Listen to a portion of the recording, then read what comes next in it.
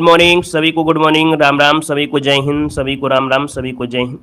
चलिए तो चलिए फिर स्टार्ट करते हैं। यहाँ पर देखिए पहला क्वेश्चन दिया गया है, निम्न में से किस भाषा में विजयनगर के शासक कृष्णदेव राय ने अपने सुप्रसिद्ध ग्रंथ अमुक्तमाल्यदा की रचना की थी। चलिए यहाँ पर जवाब देना है, आपका आंसर में से राइट क्या हो जाएगा, पहला ऑप्शन यहाँ पर आंसर क्या हो जाएगा।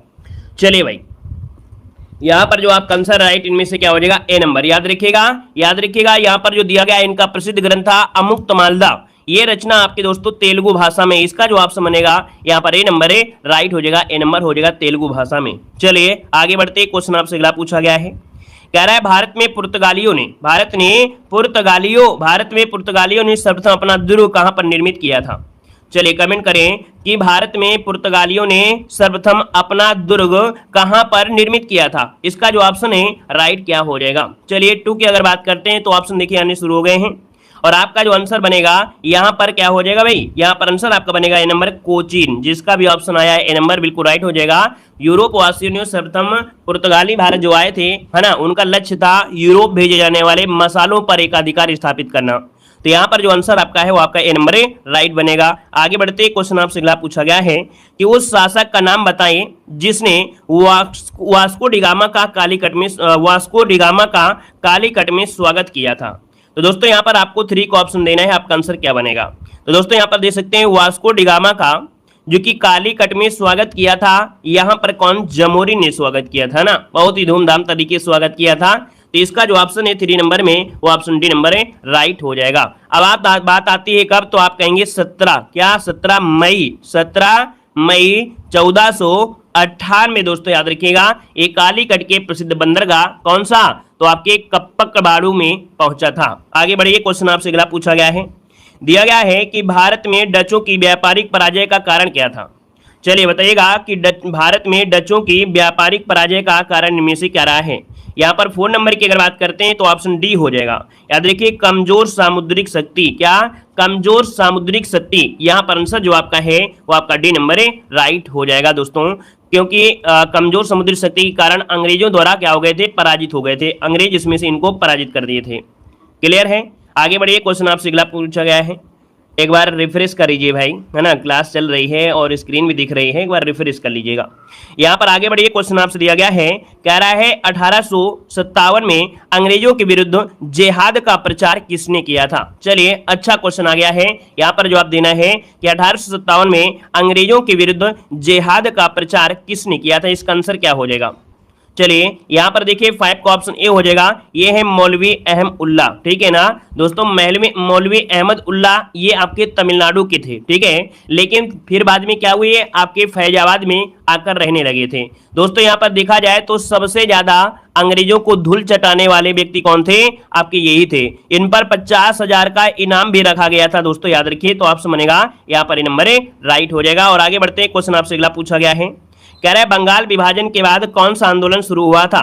बंगाल विभाजन के बाद कौन सा आंदोलन शुरू हुआ, बताइए, यहाँ पर आंसर क्या हो जाएगा। चलिए बंगाल विभाजन के बाद कौन सा आंदोलन शुरू हुआ, देखिए 6 नंबर के भी ऑप्शन आ गया है, ऑप्शन आ रहा है यहाँ पर आपका बी नंबर, स्वदेशी आंदोलन, जो कि बिल्कुल सही जवाब है, यहाँ पर आंसर आपका बी हो जाएगा। याद रखिए ऑप्शन बी हो जाएगा, स्वदेशी आंदोलन इसका आंसर है, राइट हो जाएगा दोस्तों। याद रखिए अगर हम आपसे पूछे बंगाल विभाजन की घोषणा कब की गई थी, बंगाल विभाजन की घोषणा की गई थी 20 जुलाई, क्या 20 जुलाई 1905 को बंगाल विभाजन की घोषणा की गई थी, और 7 अगस्त 1905 को कलकत्ता के टाउन हॉल में एकत्र होकर है ना स्वदेशी आंदोलन की घोषणा कर दी गई थी, तो ऑप्शन बनेगा आपका बी नंबर है, राइट हो जाएगा। आगे बढ़ते हैं, क्वेश्चन आपसे अगला पूछा गया है, कह रहा है गांधी इरविन समझौता हुआ था, बताइएगा कि गांधी इरविन समझौता जो हुआ था ये कब हुआ था, क्वेश्चन नंबर 7 देना है। वेरी गुड, बहुत अच्छे।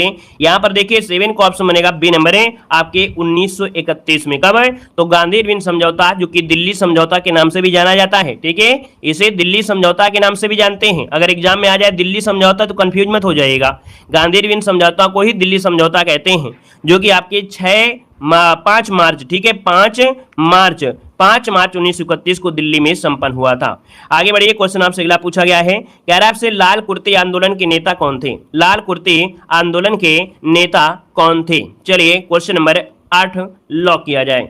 8 नंबर की अगर बात करते हैं तो ऑप्शन क्या हो जाएगा, ए नंबर। बिल्कुल सही जवाब आ गया है खान अब्दुल गफ्फार खान, जिसका ऑप्शन आया है बिल्कुल राइट हो जाएगा। और यहां पर आगे बढ़ते हैं, क्वेश्चन आपसे अगला पूछा गया है कि हिंदुस्तान रिपब्लिक एसोसिएशन की स्थापना की गई थी।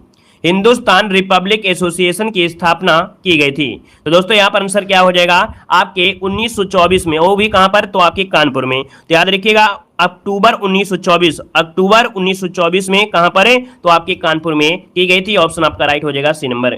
आगे बढ़ते हैं, क्वेश्चन आपसे अगला पूछा गया है, कह रहा आपसे कि स्वराज्य मेरा जन्मसिद्ध अधिकार है और मैं इसे लेकर ही रहूंगा। दोस्तों ये शब्द जो कहा था किसने कहा था, यहां पर आंसर क्या हो जाएगा, ऑप्शन डी। याद रखिएगा बाल गंगाधर तिलक, जिसका ऑप्शन है यहां पर आपका कौन सा, आपका डी नंबर है, राइट हो जाएगा बाल गंगाधर तिलक। आगे बढ़ते हैं, क्वेश्चन आपसे अगला पूछा गया है, कह रहा है निम्न में से कौन सा सुमेलित नहीं है। चलिए क्वेश्चन नंबर 11, यहां पर आप बताइएगा कौन सा सुमेलित नहीं है।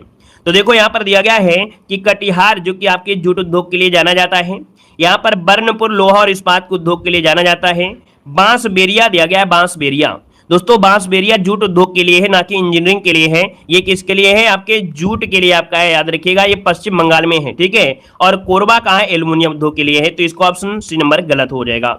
आगे बढ़ते हैं, क्वेश्चन आपसे अगला पूछा गया है, कह रहा है निम्न में से किन ग्रहों का संयोजन गैसीय ग्रह कहलाता है। अर्थात आपसे पूछा गैसीय ग्रह कौन से होते हैं, यहाँ पर ऑप्शन क्या हो जाएगा। तो दोस्तों हमने आपको बताया था कि जो आपके जैसे आपका सूर्य हो गया है ना, फिर बुध शुक्र पृथ्वी, फिर मंगल बृहस्पति शनि अरुण वरुण। तो दोस्तों यहाँ पर जो आपके लास्ट की ये 4 होते हैं, ये लास्ट के जो 4 हैं दोस्तों ये गैसीय ग्रह हैं। और लास्ट स्टार्टिंग के जो शुरू के हैं इनको बोलते हैं पार्थिव ग्रह। और इनमें उसी प्रकार से कह सकते हैं हर चीजें उपस्थित है जैसे आपकी पृथ्वी की है। तो याद रखिएगा यहाँ पर लास्ट वाले क्या है, गैसीय। अर्थात यहाँ पर आंसर क्या हो जाएगा, ऑप्शन ए हो जाएगा बृहस्पति शनि यूरेनस और नेपच्यून, ये आपके गैसीय ग्रह होते हैं, या इन्हें बाह्य ग्रह के नाम से भी जानते हैं, बाह्य ग्रह भी कहते हैं। क्लियर है। आगे बढ़िए, क्वेश्चन आपसे अगला पूछा गया है, कह रहा आपसे कि जनगणना 2011 के अनुसार भारत की 10 की जनसंख्या वृद्धि दर, और देखिए आप लोग हमेशा से पढ़ते आ रहे हैं जनगणना, है ना, रटा होगा पूरी तरीके से। तो यहाँ पर देखिए आपका आंसर हो जाएगा सी नंबर 17.7%। ऑप्शन जिसका है यहाँ पर आपका सी नंबर है राइट हो जाएगा। आगे बढ़ते हैं, क्वेश्चन आपसे अगला पूछा गया है कि किस महाद्वीप में आंतरिक जलमार्गों का सर्वाधिक विकास हुआ है। तो दोस्तों ये बताना है कि अंतर्देशीय आधार पर आंतरिक जलमार्गों का जो सर्वाधिक विकास हुआ है ये कहां पर हुआ है। यहां पर आंसर है राइट क्या हो जाएगा, तो राइट आंसर ये बनेगा पश्चिमी यूरोप में। कहां पर, पश्चिमी यूरोप में, जैसे कि आपका अमेरिका भी हो गया। अंतर्द्वीपीय आधार पर सर्वाधिक हुआ है यहां पर यूरोप में, ठीक है। आंतरिक जलमार्गों का क्या, आंतरिक जलमार्गों का जो है वो आपकी कहां पर है, तो ऑप्शन बनेगा पश्चिमी यूरोप, जो अर्थात जो ऑप्शन है आपका ये नंबर है राइट हो जाएगा। क्लियर है। चलिए अंतर महाद्वीपी लगा दिया है ना, इसलिए आंतरिक जलमार्ग है, अंतर महाद्वीपी है। आगे बढ़े, क्वेश्चन आपसे दिया गया है, कह रहा आपसे निम्न नदियों में से कौन सी आंतरिक जलमार्गों के रूप में सबसे उपयुक्त की जाती है। तो आंतरिक जलमार्ग के रूप में सबसे उपयुक्त नदी इनमें से कौन सी है। यहाँ पर देखिए 15 नंबर में डेन्यूब और राइन। तो दोस्तों आपने यहाँ पर पढ़ा राइन नदी, देखते हो यहाँ पर जो राइन नदी है, राइन नदी है ना, जो कि देखा जाए कि दूसरी सबसे महत्वपूर्ण नदी है, जो कि ऑप्शन बनेगा यहाँ पर आपका बी नंबर है राइट हो जाएगा। उसके बाद कौन सी आती है, डेन्यूब नदी आती है, ठीक है। इसके बाद डेन्यूब नदी आती है जो कि जलमार्ग के लिए। आगे बढ़ते हैं, क्वेश्चन आपसे अगला पूछा गया है, कह रहा है निम्न कथनों पर विचार कीजिएगा, कूट सहायता से गलत कथन पर यहाँ पर चयन करना है, क्या गलत है क्या नहीं गलत है। यहाँ पर देखिए आपका आंसर भी दिख गया है 16 नंबर में। देखो यहाँ पर आपसे कह रहा है क्या, कह रहा है भारतीय लघु उद्योग विकास बैंक सिबडी की स्थापना 1990 में की गई थी। तो दोस्तों यहाँ पर 1990 में की गई थी। इसका मुख्यालय कहाँ पर है, लखनऊ में है, ना कि नई दिल्ली में है। तो इसका मतलब जो ऑप्शन आपका बी दिया है वो गलत दिया है। ये कहाँ पर है आपका है सिडबी का, तो आपके लखनऊ में है, ठीक है ना। क्लियर है। आगे बढ़िए, क्वेश्चन आपसे अगला पूछा गया है, कह रहा आपसे राष्ट्रीय कृषि सहकारी विपणन संघ की स्थापना की गई थी। राष्ट्रीय कृषि सहकारी विपणन संघ की स्थापना की गई थी, ये कब की गई थी।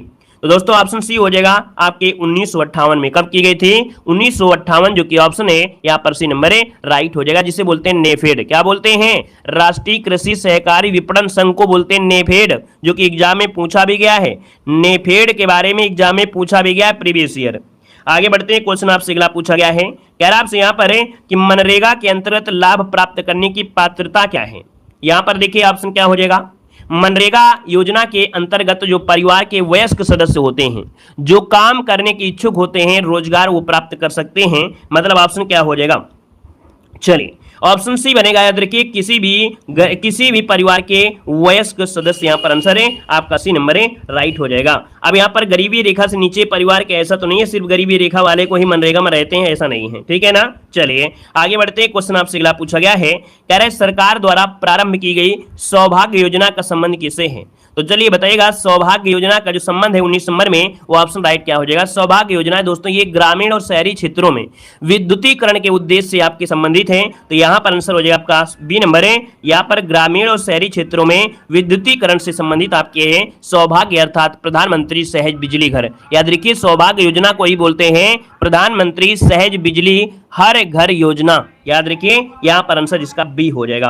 आगे बढ़ते हैं, क्वेश्चन आपसे अगला पूछा गया है, कह रहा है भारत में नवीं पंचवर्षीय योजना की अवधि क्या थी। चलिए बताइएगा कि भारत में नवीं पंचवर्षीय योजना की अवधि इनमें से क्या रही है, ऑप्शन में से क्या राइट हो जाएगा, इसका जवाब देना है। चलिए भाई 20 नंबर का ऑप्शन देना है, और जितने लोग यहाँ पर पहली बार जुड़े हैं एक बार वीडियो को लाइक जरूर कर दीजिएगा, ठीक है, और जय हिंद जरूर लिखिएगा। जय हिंद लिख देंगे, हमारा और आपका परिचय भी बना रहेगा कि नहीं आप हमारे चैनल से जुड़े हैं, हमारे चैनल के सदस्य हो गए हैं, और जब डेली ऐसे हमारी प्रक्रिया होगी तो 2-4 बार में आपकी पहचान और हमारी पहचान भी आपकी हो जाएगी, ठीक है ना। तो जय हिंद जरूर लिख दीजिएगा। यहाँ पर देखो 20 नंबर आपसे कह रहा है, तो 20 नंबर का ऑप्शन क्या हो जाएगा, 1997 से आपके 2002, जो कि ऑप्शन है यहाँ पर बी नंबर है, राइट हो जाएगा। यहाँ पर आगे बढ़ते हैं, क्वेश्चन आपसे अगला पूछा गया है, कह रहा आपसे भारतीय संविधान में संघवाद किस देश से लिया गया है। ये देखिए जो संघवाद है ये किस देश से लिया गया है, तो संघ दोस्तों ये संघवाद जो लिया गया है ये लिया गया है कनाडा से, संघीय शासन व्यवस्था कनाडा, जो कि ऑप्शन है यहाँ पर बी नंबर है, राइट हो जाएगा दोस्तों, याद रखिएगा। क्लियर है। आगे बढ़िए, क्वेश्चन आपसे अगला पूछा गया है, यहाँ पर दिया गया है कि भारतीय संविधान मूल पाठ में कितने भागों में विभाजित है, अर्थात जो भारतीय संविधान है, क्या भारतीय संविधान है ये मूल पाठ में कितने भागों में विभाजित है, अर्थात कितने भाग है, मूल भाग पूछा गया है, मूल भाग। तो मूल भाग क्या हो जाएंगे, यहाँ पर ऑप्शन सी 22 भाग क्या हो जाएंगे, 22 भाग, 8 अनुसूची और 395 अनुच्छेद ये मूल पाठ में आपके थे। आगे बढ़ते हैं, क्वेश्चन आपसे अगला पूछा गया जो कि सबसे सरल क्वेश्चन आपका आ गया है, भारत संघ में राज्यों की संख्या कितनी है। बताइए भारत संघ में राज्यों की संख्या कितनी है, 23 नंबर आपको देना है। चलिए यहाँ पर आंसर क्या हो जाएगा, भारत संघ में राज्यों की संख्या, यहाँ पर आपका आंसर क्या हो जाएगा, यहाँ पर आंसर आपका हो जाएगा ए नंबर या बी नंबर, क्या कहेंगे, तो आप कहेंगे ऑप्शन ए हो जाएगा। याद रखिए 28 कितने हैं, तो 28 इसका जो आंसर है यहाँ पर राइट हो जाएगा, 28 राज्य हैं और 8 आपके क्या हैं, केंद्र शासित प्रदेश हैं। आगे बढ़ते हैं, क्वेश्चन आपसे अगला पूछा गया है, कह रहा है भारतीय संविधान के भाग थर्ड का जो संबंध है वो किससे है। तो भारतीय संविधान का भाग थर्ड जो आपका है किससे है, यहाँ पर देखिए ऑप्शन क्या हो जाएगा, मूल अधिकार से हो जाएगा। मूल अधिकार की अगर बात करते हैं तो आप कहेंगे सर आर्टिकल नंबर 12 से लेके आपके 35 तक जो आपके दिए हैं ये आपके मौलिक अधिकारों को वर्णन किया गया है, तो ऑप्शन आपका राइट हो जाएगा सी नंबर। आगे बढ़ते हैं, क्वेश्चन आपसे अगला पूछा गया है, यहाँ पर दिया है मौलिक अधिकारों को लागू करने का जो दायित्व होता है किसके पास होता है। चलिए कमेंट करें, लॉक करें जल्दी से।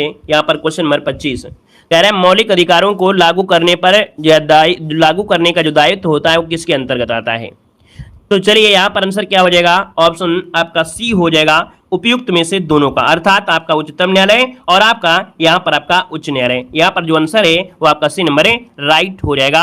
आर्टिकल नंबर आपका जो 32 होता है उसके तहत उच्चतम न्यायालय, और आर्टिकल नंबर 226 जो होता है वो आपका उच्च न्यायालय होता है। तो यहाँ पर आंसर आपका सी वाला राइट हो जाएगा। आगे बढ़िए, क्वेश्चन दिया गया है, कह रहा है वायुमंडलीय दाब को मापा जाता है। चलिए जवाब देना है, मन लगा कर पढ़ें, है ना, क्लास में कंसंट्रेशन बनाए रहें, मतलब एक प्रकार से ऐसे देखें कि हाँ वाकई में हम टेस्ट पेपर सॉल्व कर रहे हैं, बातों में नहीं।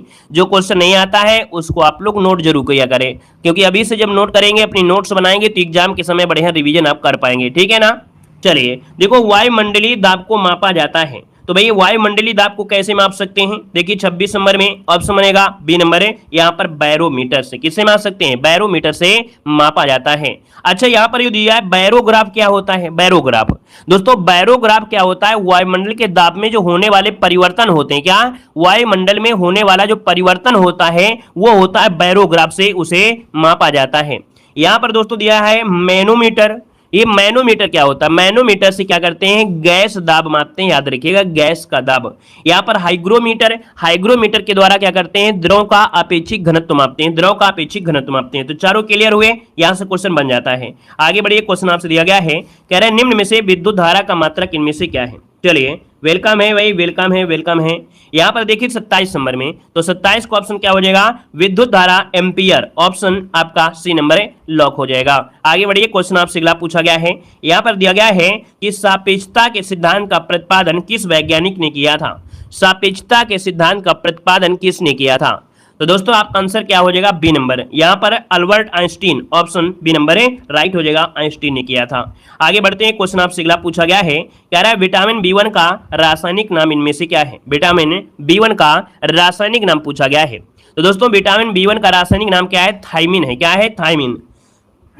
ऑप्शन बनेगा यहाँ पर आपका सी नंबर है, राइट हो जाएगा, थायमिन हो जाएगा। ठीक है ना। अच्छा, यहाँ पर अगर पूछे B2 का नाम क्या होता है, B7 का बताइए पहले। यहाँ पर B7 और B7 का होता है क्या, बायोटीन होता है। याद रखिएगा, B7 का होता है क्या, यहाँ पर बायोटीन होता है। B5 का होता है क्या, तो आपको पेंटोथिन होता है। ठीक है ना, याद रखिएगा, ये B5 का रासायनिक नाम आपका है। और यहाँ पर राइबोफ्लोविन बता दीजिए जल्दी से। यहाँ पर बताइए राइबोफ्लेविन, यहाँ पर विटामिन B2 का होता है क्या, तो यहाँ पर राइबोफ्लेविन होता है। तो इस प्रकार से ये चारों पॉइंट आप लोग जरूर नोट कर लीजिएगा, क्योंकि यहीं से क्वेश्चन बनता है। अगला क्वेश्चन दिया गया है कि विषाणु द्वारा होने वाला रोग कौन सा है। चलिए बताइए, विषाणु द्वारा होने वाला रोग इनमें से कौन सा है। तो दोस्तों यहाँ पर आंसर क्या हो जाएगा, टिटनेस, प्लेग, पोलियो या सिफिलिस, क्या बनेगा। यहाँ पर देखिए 30 नंबर का ऑप्शन हो जाएगा सी नंबर, पोलियो हो जाएगा। ठीक है, विषाणु द्वारा होने वाला ये रोग आपका है पोलियो, याद रखिएगा। वहीं पर दोस्तों जो आपका टिटनेस है, प्लेग है, सिफिलिस है, ये आपके जीवाणु से होता है। किससे होता है, जीवाणु से होता है। क्लियर हुआ। आगे बढ़िए, क्वेश्चन आपसे अगला पूछा गया है, कह रहा है गुप्त का विलोम क्या होता है। चलिए बताइएगा, गुप्त का विलोम इनमें से क्या हो जाएगा। तो आप कहेंगे गुप्त, और इसका हो जाएगा क्या, प्रकट हो जाएगा। तो ऑप्शन बनेगा सी नंबर है, गुप्त का हो जाएगा, प्रकट हो जाएगा। आगे बढ़िए, क्वेश्चन आपसे दिया गया है, कह रहा है गांठ का पूरा मुहावरे का अर्थ क्या होता है। चलिए, गांठ का पूरा मुहावरे का सही अर्थ इनमें से क्या हो जाएगा। तो दोस्तों यहाँ पर आंसर क्या हो जाएगा, ईमानदार, दुकानदार, लापरवाह या मालदार। तो दोस्तों यहाँ पर होता है मालदार। क्या होता है, धनी या मालदार होता है। ऑप्शन डी इसका राइट हो जाएगा। आगे बढ़िए, क्वेश्चन दिया गया है, कह रहा है निम्न युग्मों में से कौन सा गलत दिया गया है। यहाँ पर दिया है लोहा लेना, मतलब सामना करना, मतलब ये देखा जाए तो ये पॉइंट तो आपका सही लग रहा है। ठीक है, फिर दिया गया रास्ता नापना, कह रहा है आकलन करना। क्या सही है, क्या रास्ता नापना मतलब होता है चले जाना। तो दोस्तों ये बी नंबर गलत दिया गया है, क्योंकि मुहावरा पूछा गया था और गलत है। रास्ता नापना मतलब होता है चले जाना, बोलते हैं ना वो तो रास्ता नाप गए, है ना। तो यहाँ पर आपका बी नंबर गलत हो जाएगा। आगे बढ़िए, क्वेश्चन आपसे अगला पूछा गया है, दिया गया है उड्डयन का संविच्छेद का सही इनमें से कौन सा है। उड्डयन पिछली बार भी पूछा गया था। उड्डयन का होता है क्या, व्यंजन संधि आपने पढ़ा होगा, नहीं पढ़ा है तो आप प्लेलिस्ट के माध्यम से थ्योरी वाले वीडियो जरूर देख लीजिएगा। तो उड्डयन का हो जाएगा उत्धनडयन। उत्धनडयन मतलब ऑप्शन जो आपका है इन नंबर है, राइट हो जाएगा। और ये क्या है, आपका व्यंजन संधि है। आगे बढ़िए, क्वेश्चन आपसे दिया गया है, निम्न में से शुद्ध वर्तनी यहाँ पर कौन सी हो जाएगा। यहाँ पर 35 नंबर में शुद्ध वर्तनी कौन सी है। तो शुद्ध वर्तनी देखा जाए तो आपका यहाँ पर क्या, सुसुप्त तो गलत दिया गया है साफ साफ, रचयिता भी गलत दिया गया है, सृष्टा गलत दिया है, बी हो जाएगा ये दृष्टा, मतलब ऑप्शन जो आपका दिया है दृष्टा, ऑप्शन आपका राइट हो जाएगा।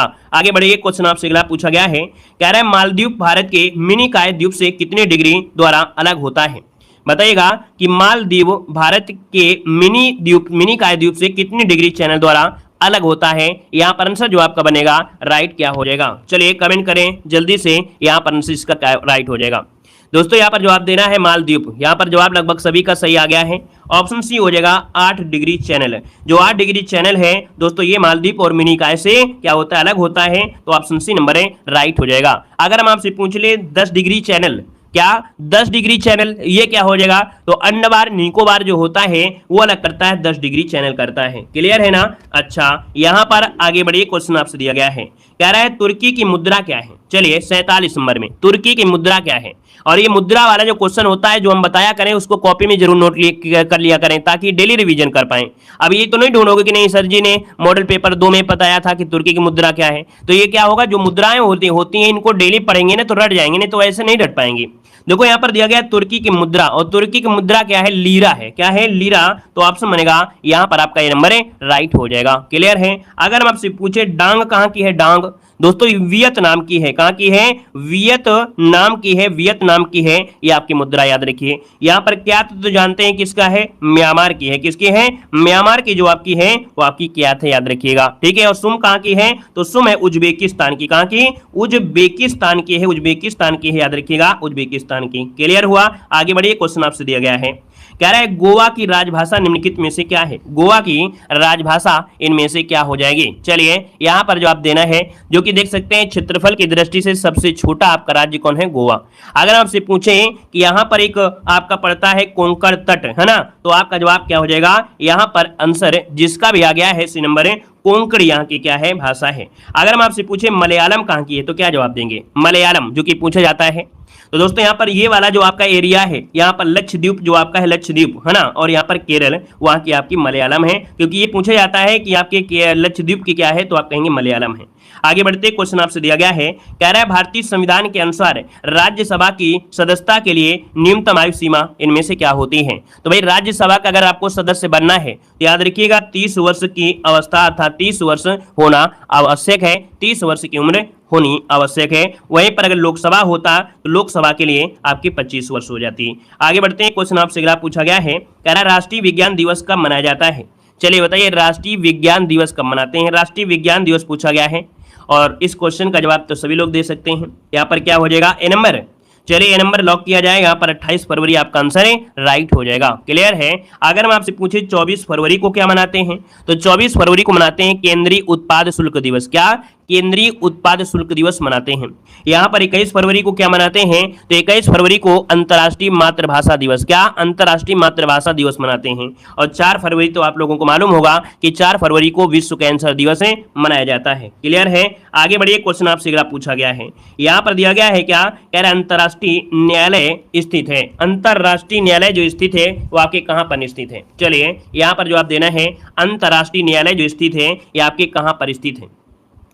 दोस्तों यहाँ पर आंसर देखा जाए तो आप सभी का जवाब हो जाएगा, यहाँ पर देखिए सी नंबर है, यहाँ पर द हेग इसका आंसर है, राइट हो जाएगा। आगे बढ़ते हैं, क्वेश्चन आपसे अगला पूछा गया है, कह रहे एलिफेंटा की गुफाएं स्थित है। एलिफेंटा की गुफाएं स्थित हैं, ये आपके कहाँ पर स्थित हैं? यहाँ पर औरंगाबाद में है, या मुंबई में है, या हैदराबाद में है, या आपके अहमदाबाद में है। और इसमें देखा जाए तो इस क्वेश्चन को जल्दबाजी में बहुत बच्चे गलती करते हैं, बहुत बच्चे गलती करते हैं, और यहाँ पर लगातार गलती कर रहे हैं। यहाँ पर एलिफेंटा पूछा गया है, एलिफेंटा पूछा गया है, और एलिफेंटा की गुफाएं मुंबई में है, जो कि आपके महाराष्ट्र में है। इसका आंसर बनेगा कौन सा? बी नंबर हो जाएगा। और अभी तक जितने लोगों ने जवाब दिया है सबने गलत दिया गया है, यही है आपकी कामयाबी। इसीलिए कहते हैं कॉपी में नोट किया करें। हम डेली आपको पढ़ाते हैं कि भैया कॉपी में जब तक नोट नहीं करेंगे ना तो ऐसी क्वेश्चन आप लोग जरूर गलत कर देंगे, और अच्छे से अच्छा होशियार बच्चा भी दिक्कत कर देता है। ठीक है, भी एग्जाम में कहता है यार पढ़ा बहुत था लेकिन फंसा नहीं। ठीक है, यहाँ पर आंसर भी हो जाएगा, मुंबई हो जाएगा। कॉपी में नोट किया करें, ऐसे क्वेश्चन जो आपसे हमेशा गलती होने के चांस होते हैं। यहाँ पर दिया है हार्नबिल उत्सव का आयोजन कहाँ किया जाता है? बताइएगा हार्नबिल उत्सव का आयोजन कहाँ पर किया जाता है? तो दोस्तों यहाँ पर आपका आंसर क्या हो जाएगा? ऑप्शन आपका डी नंबर है, नागालैंड में किया जाता है दोस्तों, दिसंबर महीने में। कब है? दिसंबर महीना के प्रथम सप्ताह में इसका आयोजन होता है। यहाँ पर आगे बढ़िए, क्वेश्चन आपसे अगला पूछा गया है, कह रहा आपसे कि इसरो उपग्रह केंद्र जो आपका स्थित है ये आपके कहाँ पर है? तो दोस्तों इसरो उपग्रह केंद्र कहाँ पर है? आपके बेंगलुरु में है। ऑप्शन बनेगा यहाँ पर आपका बी नंबर है, बेंगलुरु में है। और यह केंद्र जो आपका है उपग्रह परियोजनाओं को डिजाइन करता है, निर्माण करता है, परीक्षण करता है और उसका प्रबंध करता है। तो ऑप्शन बनेगा आपका बी नंबर है। आगे बढ़िए, क्वेश्चन आपसे दिया गया है कि मान बुकर पुरस्कार प्राप्त करने वाले पहले या भारतीय मूल के प्रथम लेखक इनमें से कौन है? चलिए, मान बुकर पुरस्कार प्राप्त करने वाले भारतीय मूल के प्रथम लेखक आपके कौन हैं? ये है आपके वी.एस. नायपॉल। ऑप्शन आपका हो जाएगा डी नंबर है। इनकी काफी किताबें आपकी पूछी गई हैं, है ना, इनकी किताबें बहुत पूछी जाती हैं।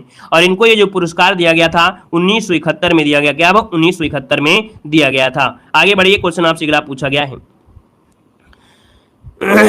यहाँ पर आगे बढ़िए, क्वेश्चन आपसे अगला पूछा गया है, कह रहा आपसे यहाँ पर अगला क्वेश्चन करंट अफेयर से है कि कृषि और बागवानी फसलों के सर्वेक्षण के लिए दृश्य योजना कहां पर प्रारंभ की गई है? तो दोस्तों यहाँ पर जवाब देना है, आपसे कह रहा है क्या? कह रहा है कृषि और बागवानी फसलों के सर्वेक्षण के लिए दृश्य योजना प्रारंभ की गई है। ये कहां पर प्रारंभ की गई है? ऑप्शन क्या बनेगा? ऑप्शन बी हो जाएगा आपके हरियाणा में। कहां पर है? हरियाणा, इसको ऑप्शन बी नंबर है, राइट बनेगा। और आगे बढ़ते हैं, क्वेश्चन आपसे दिया गया है, कह रहा है निवेश काम नौकरियों को आकर्षित करने के लिए किस देश ने गोल्डन लाइसेंस योजना प्रारंभ किया है। दोस्तों यहां पर आंसर क्या हो जाएगा, आंसर बी हो जाएगा बहरीन। बहरीन ने निवेश और नौकरियों को आकर्षित करने के लिए याद रखिएगा गोल्डन लाइसेंस योजना प्रारंभ की है, ऑप्शन बी हो जाएगा।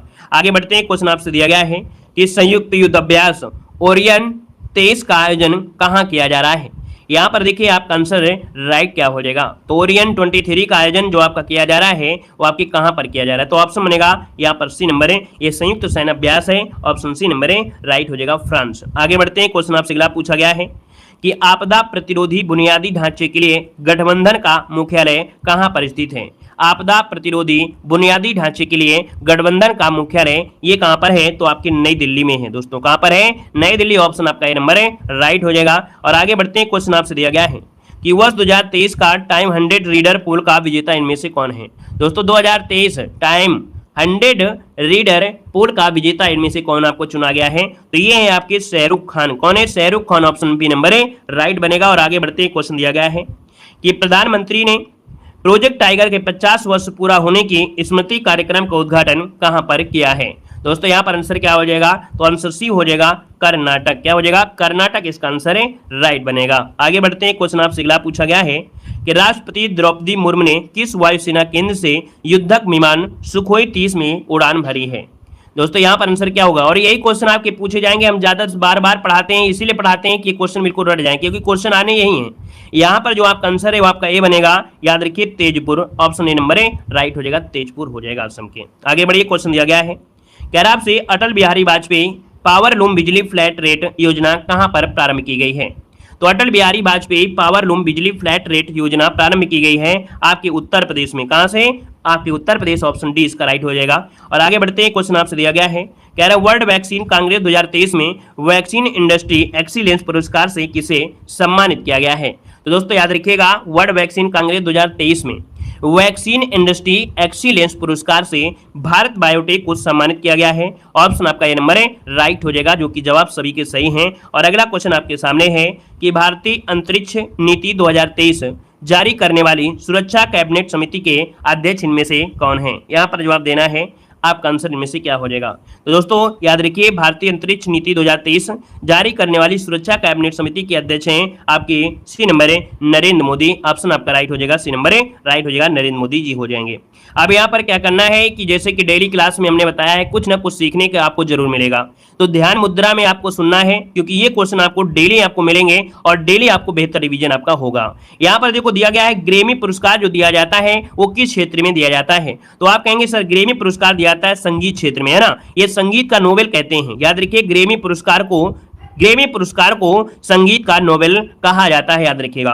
अगला रमन मैग्सेस, दोस्तों रमन मैग्सेस ये लोक सेवा नेतृत्व या पत्रकारिता के लिए दिया जाता है, यहाँ पर एशिया का नोबेल पुरस्कार भी इसे कहा जाता है। अगला है तानसेन पुरस्कार, दोस्तों ये संगीत के क्षेत्र में दिया जाता है। मैन बुकर पुरस्कार ये दोस्तों मह बुकर पुरस्कार यह नॉवेल के लेखक आपका है। यहाँ पर आपका अगला है बॉबिल पुरस्कार, एक कृषि से है। कलिंग पुरस्कार जो ज्यादा पूछे जाते हैं उन पर फोकस ज्यादा करेंगे। यहाँ पर देखिए दिया गया है कलिंग पुरस्कार, और कलिंग पुरस्कार दिया जाता है आपके विज्ञान क्षेत्र में दिया जाता है, ठीक है। अगला क्वेश्चन दिया गया है क्या, धन्वंतरी पुरस्कार ये चिकित्सा के क्षेत्र में दिया जाता है। अगला दिया गया भटनागर पुरस्कार, ये विज्ञान के क्षेत्र में प्रौद्योगिकी क्षेत्र में दिया जाने वाला पुरस्कार है। शौर्य चक्र आपका होता है सेना में दिया जाता है। अशोक चक्र दोस्तों देखो अशोक चक्र जो होता है, अशोक चक्र ये मिलता है नागरिक को, किसी भी नागरिक को पुलिस और रक्षा के लिए होता है। परमवीर चक्र होता है सेना में आपको दिया जाता है। व्यास सम्मान आपका साहित्य के लिए आपका दिया जाता है, ठीक है। और भारत रत्न जो दिया जाता है वो जानते हैं कि कला और विज्ञान आदि के क्षेत्र में दिया जाता है। ज्ञानपीठ पुरस्कार साहित्य में, साहित्य अकादमी साहित्य में है ना। यहाँ पर देखो दिया गया है आर.डी. बिड़ला अवार्ड, क्या है आर.डी. बिड़ला अवार्ड आपका मेडिकल के क्षेत्र में दिया जाता है। मेजर ध्यानचंद खेल पुरस्कार ये आपके खिलाड़ी को दिया जाता है, अर्थात खेल में जो खिलाड़ी होते हैं उनको दिया जाता है, ठीक है। यहाँ पर अर्जुन पुरस्कार जो आपका दिया गया है वो खिलाड़ियों को दिया जाता है। और द्रोणाचार्य पुरस्कार होता है कोच को दिया जाता है, जो आपका कोच होता है। यहाँ पर अगला दिया गया है एकलव्य पुरस्कार, तो दोस्तों एकलव्य पुरस्कार भी आपके खेल के क्षेत्र में ही दिया जाता है। ऑस्कर पुरस्कार की अगर बात करते हैं तो यहाँ पर आपका क्या हो जाएगा, फिल्म को दिया जाता है। अगर हम आपसे क्वेश्चन पूछ लिया जाए कि एक अभी आपका सॉन्ग इंडिया का एक सॉन्ग आया था जिसको ऑस्कर पुरस्कार से नामित किया गया है, उस सॉन्ग का नाम क्या है, कमेंट बॉक्स में कमेंट जरूर कर दीजिएगा कि कौन सा गाना है जिसको इस बार को ऑस्कर पुरस्कार दिया गया था। तो दोस्तों आपका ट्रिपल आर का है ना, ट्रिपल आर का कौन सा है, नाटू नाटू है, याद रखिएगा ये क्वेश्चन बन सकता है। अगला क्वेश्चन दिया गया है कि दादा साहब फाल्के पुरस्कार ये फिल्म क्षेत्र में दिया जाता है, अर्थात ये फिल्म पुरस्कार है। यहाँ पर नंदी पुरस्कार ये फिल्म पुरस्कार आपका है।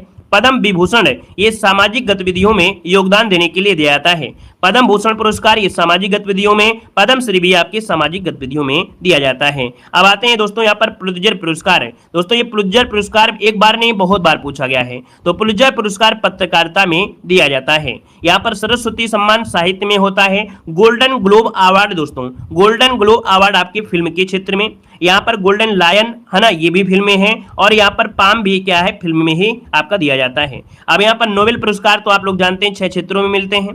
संयुक्त राष्ट्र मानवाधिकार पुरस्कार ये शांति और मानवता के पुरस्कार का है। महात्मा गांधी ये शांति मानवता के लिए पुरस्कार आपका होता है। तो पुरस्कार से जो भी क्वेश्चन, क्योंकि आपके सिलेबस में है, हम आपको वही चीज पढ़ाएंगे जो आपके सिलेबस में है। अब दोस्तों यहाँ पर देख सकते हैं कि विश्व के कुछ प्रमुख आपके धरोहर हैं जिनको से यहाँ पर कहा जाता है कि कौन से स्थल कहां पर आपका है। डायरेक्ट आपसे पूछेगा और डायरेक्ट पूछेगा कि ताजमहल जो है ये कहां पर है, तो आप कहेंगे ताजमहल जो आपके है कहां पर है, उत्तर प्रदेश में है, ठीक है। लेकिन अगर हम आपसे बात करें कि इसका जो क्या हुआ था, ये धरोहर में शामिल हुआ, कब शामिल हुआ था, तो आपके 1983 में शामिल हुआ था ताजमहल जो आपके आगरा में है।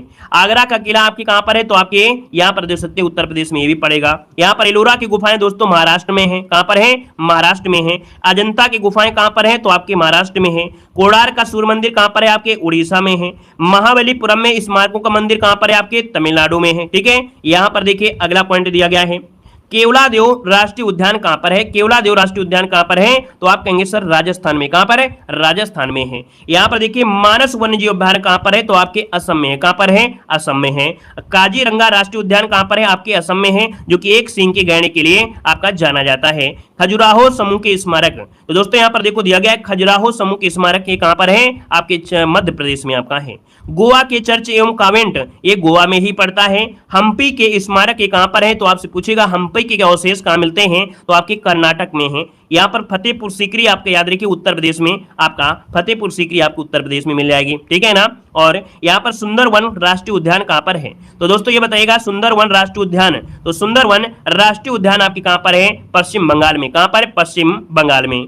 एलिफेंटा की गुफाएं अभी आपने पढ़ा था, देखो हमने बताया जो भी हम पढ़ाएंगे वो एग्जाम से ही रिलेटेड पढ़ाएंगे, इधर उधर से नहीं पढ़ाएंगे। जो आपको पढ़ना है डेली हम रिवीजन कराते रहेंगे। ये क्वेश्चन आप लोग क्लास से भाग भी जाओगे लेकिन हम क्लास जरूर देंगे, क्योंकि हमको देना है रिजल्ट, क्योंकि रिजल्ट जब देते हैं तभी आप लोग जुड़ते हैं और हर साल जुड़ते हैं, हर साल प्रैक्टिस करते हैं। इसलिए हम बार बार इन चीजों को रिवीजन कराते रहते हैं हर क्लास में। वैसे सिलेबस इतना नहीं है, लेकिन जब बार बार रिवीजन करेंगे, बार बार पढ़ाएंगे तो आपको कैसे नहीं रटेगा, जरूर रटेगा, ठीक है, क्योंकि ये हमारी जिम्मेदारी है कि आपको अच्छे नंबर आए।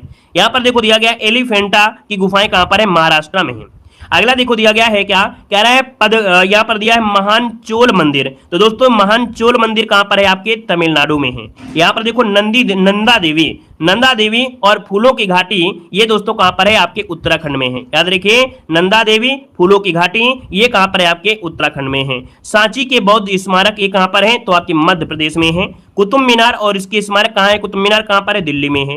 हुमायूं का मकबरा ये आपको मॉडल पेपर मिलेगा, बार बार मिलेगा कि हुमायूं का मकबरा कहां पर है, तो याद रखिए हुमायूं का मकबरा कहां पर है, दिल्ली में है, याद रखिए दिल्ली में। आगे बढ़िए, अगला दिया गया है भारत की पर्वतीय रेल, जो दार्जिलिंग रेलवे कहते हैं, नीलगिरी कालका शिमला रेलवे। दोस्तों यहाँ पर देखिए, यहाँ पर दार्जिलिंग क्या है, पश्चिम बंगाल में है। नीलगिरी कहां पर है, आपके तमिलनाडु में है। और दोस्तों यहाँ पर कालका शिमला कहां पर है, तो आपकी हिमाचल प्रदेश में है।